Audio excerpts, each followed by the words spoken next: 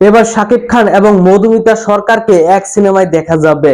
Yes, এবার শাকিব খানের সঙ্গে মধুমিতা সরকার পর্দা ভাগাভাগি করতে চলেছেন, এমন খবরই শোনা যাচ্ছে।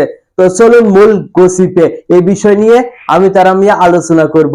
শাকিব খানের আপকামিং সিনেমা হতে চলেছেন মেহেদী হাসান হৃদয়ের সঙ্গে, যে সিনেমাটি মুক্তি পেতে চলেছে আসন্ন ঈদুল ফিতরে।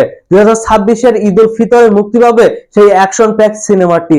সেই সিনেমাটিতে নাকি শাকিব খানের সঙ্গে জুটি বাঁধতে চলেছেন মধুমিতা সরকার, কলকাতার একজন জনপ্রিয় অভিনেত্রী মধুমিতা সরকার।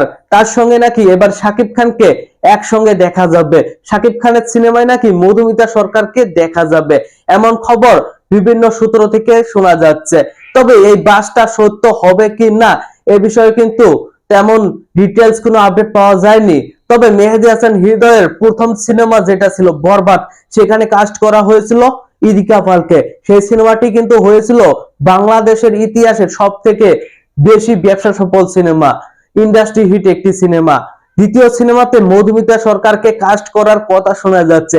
এই খবরটিও যদি সত্যি হয়, এই খবরটিও একটি সঠিক ডিসিশন হবে, কারণ মেহেদী হাসান হৃদয় প্রথম সিনেমাতে যা করে দেখিয়েছে, দ্বিতীয় সিনেমাতে তার চেয়েও অনেক বড় কিছু করার প্ল্যান আছে। দেখা যাক তিনারা দ্বিতীয় সিনেমাতে কি কি চমক আনে, শাকিব খানকে কিভাবে প্রেজেন্ট করে। শাকিব খান যেহেতু তাকে দ্বিতীয় সিনেমার জন্য শিডিউল দিয়ে দিয়েছে, তাহলে দেখা যাক পরবর্তীতে তাদের আরো কি কি চমক দেখা যায়।